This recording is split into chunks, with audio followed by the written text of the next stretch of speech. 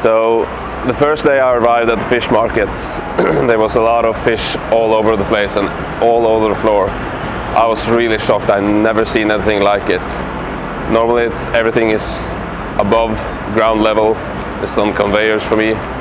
Just to see everything here with the wooden boxes that's almost 70 years old, it's amazing to me. I can't understand it. 저는 나무 상자가 좋다라고 생각하지. 이 수급만 가능하다 그러면. 일단 신규 유입도 없고 일단 연령대가 높다 보니 이제 할 수 있는 분도 적고. 딴 농산물도 마찬가지겠지만 다 변하지 않습니까? 플라스틱으로 변하고 종이 박스로 변하고 하는데 여기도 마찬가지입니다. 플라스틱으로 변해야 돼요. 수급이 안 되는데 뭐 어쩔 수 없습니다.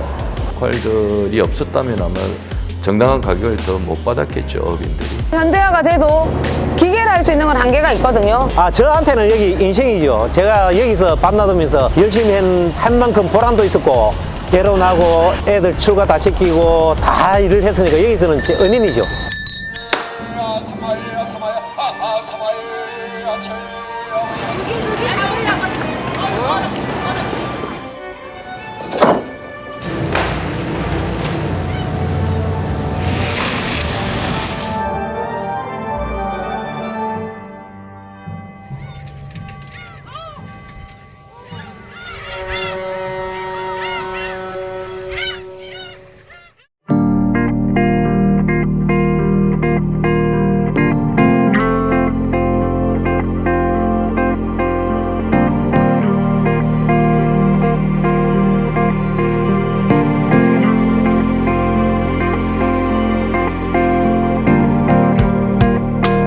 현대화가 되면은 첫 번째로 시설은 일단 현대화가 되고요. 건물은 비슷하게 현대화가 되는 거고 시스템의 현대화는 지금과 조금 많이 다르게 될 겁니다. 저희들이 15년에 처음에 설계를 착수를 했는데 규모의 변화라든지 공용화의 문제 때문에 정체되어 있다가 22년도부터 설계를 본격적으로 시행을 해서 실시 설계는 전부 완료가 된 상태이고요. 최종 목표는 시공사 선정을 올해 하반기에 하는 것이고 공사 준공은 2027년도 1월쯤에는 현대화된 시장에서 모든 사업을 할 수 있을 거라고 생각이 됩니다. 시간당으로 보면은 이제 1시간에 분유반이 처리할 수 있는 거는 한 1000개를 처리할 수 있고 건들기를 통해서 하면은 3000개를 처리할 수 있다. 이렇게 보시면 정확할 겁니다. 지금 같은 경우는 바닥에서 선별하는 별 노동자들의 역할이 굉장히 컸는데 그 노동자 역할이 조금 더 제한되지 않나, 10분의 1 정도면 되지 않나 그렇게 생각이 됩니다. 1월달부터 시범 운영해서 지금은 이제 시험 운영이 끝나서 현재는 바로 선별할 수 있는 그런 기능을 가지고 있다고 말씀드리겠습니다. So my name is John. I'm from Norway. I'm 33 years old and I work for MMC First Process. My position in MMC First Process is a field service engineer. It means that I am the person that's responsible for the projects outside of our workshop and for installation and commissioning. So the first day I arrived at the fish market, there was a lot of fish all over the place and all over the floor. I was really shocked. I never seen anything like it. Normally everything is above ground level. Everything here with the wooden boxes that's almost 70 years old, it's amazing to me. I can't understand it. But the way the Korean fish industry is now is working, everything is done by hand. In the future we would love most of the work to be done by machines for our part as well. 물론 당연히 전자동 시스템입니다. 고기를 여기다 붓게 되면 제일 큰 방어나 참치 같은 큰 고기들은 여기 걸려서 이 통에 그 사람들이 수작업을 하고 그 외의 고기들은 호프라고 부르는데 여기에 들어가게 됩니다. 여기 들어간 고기들은 이 레일을 따고 작동을 해서 저 위에 끝에까지 올라가게 됩니다. 여기 레일을 따라서 쭉 가서 제일 첫 번째 선별기로 가게 됩니다. 여기서는 이제 작은 고기들은 요 밑으로 다 빠지고 큰 고기들은 계속 레일을 따라서 끝까지 가게 됩니다. 밑에 보시면 빠진 작은 고기들은 밖으로 빠지게 되고 다른 작은 잡어들을 골라내게 됩니다.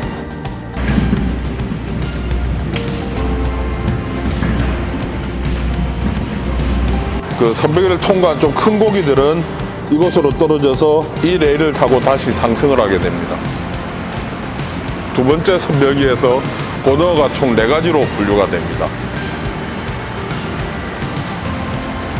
부채꼴로 방사형으로 퍼지게 되어 있습니다. 큰 것들 중에서도 좀 작은 고기가 먼저 선별기 사이로 떨어지고 제일 큰 고기는 제일 끝에 레일에 도착하게 됩니다. 롤러인데 이 선별기가 회전을 하면서 작은 고기, 큰 고기, 더 큰 고기 이런 식으로 네 종류로 분류가 되게 됩니다.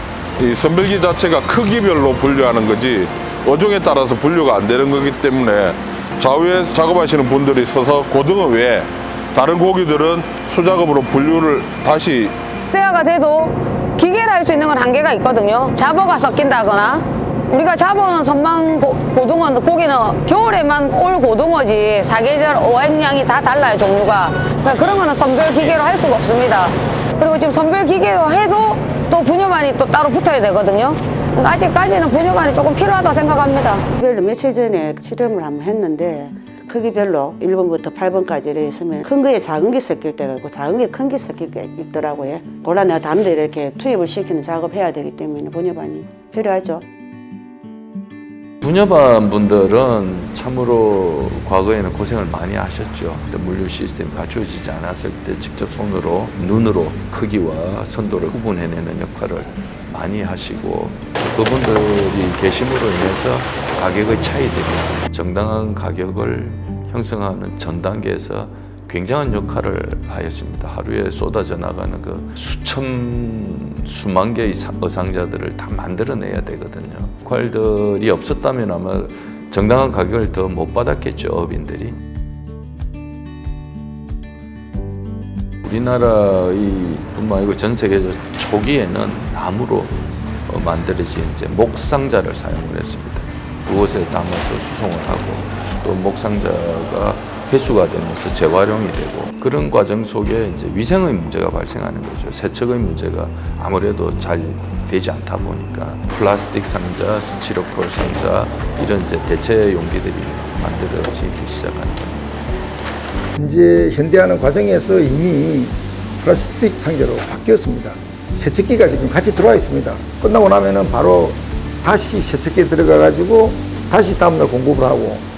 목상자가 비위생적이라는 말은 동감을 못 하거든요. 이 수급만 가능하다 그러면 저는 플라스틱보다 나무 상자가 더 좋다고 봅니다. 나무 상자는 이 수분 흡수해가지고 고기도 차분차게 적히고 이 이물질도 안 붙어요. 플라스틱 상자 같은 경우는 세척을 안 해주면은 이물질이 끼가 있으면 이 어체에 붙어갑니다. 이거 최소한 뭐 일주일에 한 번 정도 세척을 해서 건강에 지장이 없는 것이지 이 부분을 방치하다가 플라스틱 상자는 이게 다시 이게 쓸 수 없는 사태가 올 수도 있는 것이거든요. 그래서 이게 청결 이 부분은 상당히 엄청난 신경을 써야 될 거라고 봅니다. 농산물도 딴 농산물도 마찬가지겠지만 다 변하지 않습니까? 플라스틱으로 변하고 종이 박스로 변하고 하는데 여기도 마찬가지입니다. 플라스틱으로 변해야 돼요. 이거 수급이 안 되는데 뭐 어쩔 수 없습니다. 코로나도 겹치고 쇠 가격이 폭등을 했었습니다. 쇠 공급이 원활하지 않아서 공급을 못해서 위판에 차질을 한번 빚었던 사례가 있어가지고 부산 공동어 시장에서도 이번에는 플라스틱 상자로 대체를 좀 해서 공급을 안정화시키고 상자보다는 좀 위생적으로 좀 관리를 해보자 해서 시작이 된 거죠.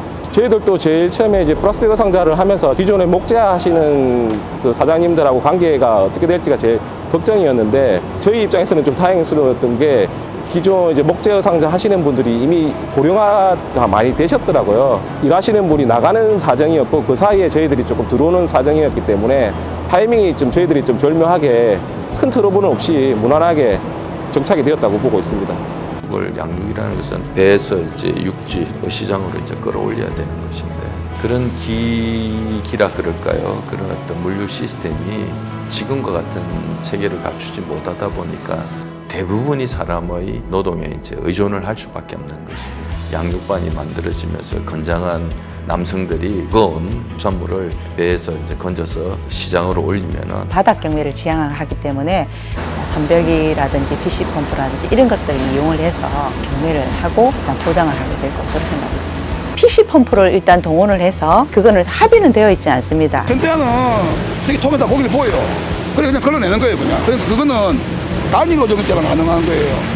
저거 이 고기를 저다 집어넣어버리면 고기가 안 골라져요. 그러니까 배열 작업을 안 하겠지만 현상만 하겠죠. 이거 한 상자 30만 40만 하는 걸 전상하면은 고대록수 많이 본단 말이에요. 그래서 여기도 입상을 하는 거예요. 대한민국에 입상할 수 있는 그 판장이 몇 군데 안 돼요. 여기가 제일 크거든요. 현대화되면 먼저 사람이 지게 들어가겠죠. 막 붓고 이런 거 안 해요. 고기 재는 걸 안 하니까 변하잖아요, 몸이. 여기다가 그냥 붓기만 하면 돼요, 그냥. 그럼 아줌마에 골라만 내면 되니까.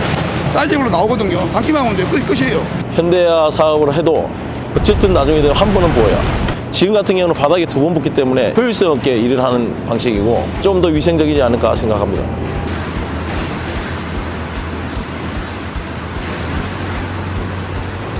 현대화가 되면은 지금같이 수지 상향식도 하겠지만은 아직까지 나라나 일본이나 전자를 했다가 그렇게 성공한 사례는 없습니다. 그래서 아마 수지 상향식이 거의 뭐 가지 않을까 싶습니다.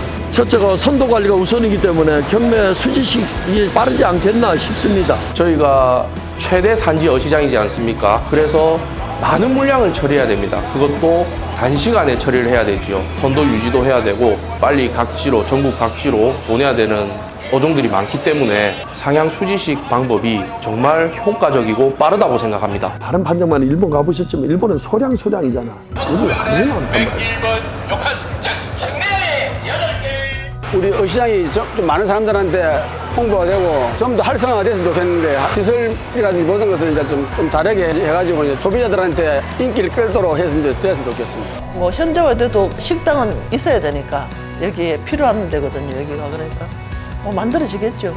그러니까 어차피 현대화돼 먹어야 되니까 가게를 주면은 또 뭐 우리는 고맙게 또 하는 거고 된다 하면은 또 뭐 할 수 없는 거고. 우리 흘러간 대로 살아야 되니까 잘 누리고. 제가 여기 근무한 지가 한 15년째 됩니다. 시설들도 많이 노후가 되고 또 종사하시는 분들도 조금 고령이시고 합니다. 그래서 사람들도 많이 줄어들고 있고 한 부분입니다. 사실 시설적인 면에 있어서는요. 곧 현대화 첫 삽을 뜰 거거든요. 그 부분에 대해서 많이 기대를 하고 있습니다. 인구가 자꾸 줄어들고 또 새로운 인원들이 유입이 안 되고 이런 문제들에 대해서는 선별기라든지 이런 도입을 통해서 해결해 보려고 노력하고 있습니다. 과거부터 종사하셨던 분들은 참 힘든 환경에서 근무하셨거든요.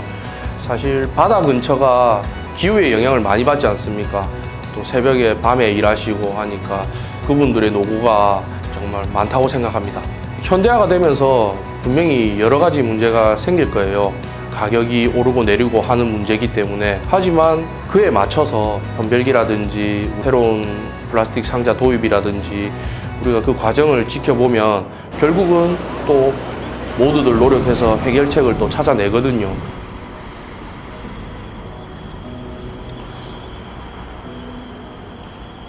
하루하루다.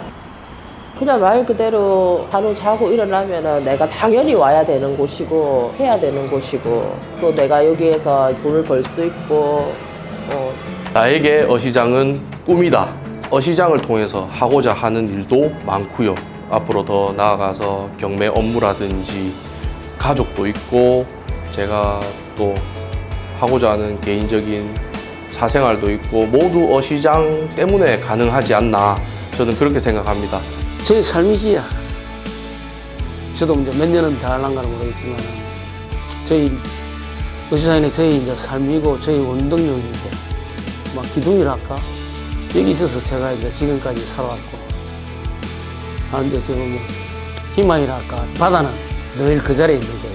황금이에요. 저에게 공동어시장이란 삶의 터전이죠. 저희 가족들 밥 먹고 할 수 있게끔 이제 직장인인데 제가 27살 때, 6살 때 와가지고 지금까지 일을 하면서 그냥 터전인 거죠. 저는 뭐 운영가 일이 너무 좋았어요. 사람 부딪히는 일, 이 사람하고 상대하는 일, 저 사람하고 상대하는 일, 저 사람들하고 얘기하는 일, 그게 너무 좋아서 지금 이 자리에 계속 있지만서도 그리고 다른 데 가고 싶은 마음은 없습니다. 부산 공동어시장 가만히 앉아서 떠오르면 제 삶의 전부죠. 저는 전부. 저를 살게끔 해줬으니까. 우울증에서도 벗어날 수 있게 해줬고 활력도 줬고 저를 또 이 자리까지 오게 만들어준 도시 공동어시장이니까.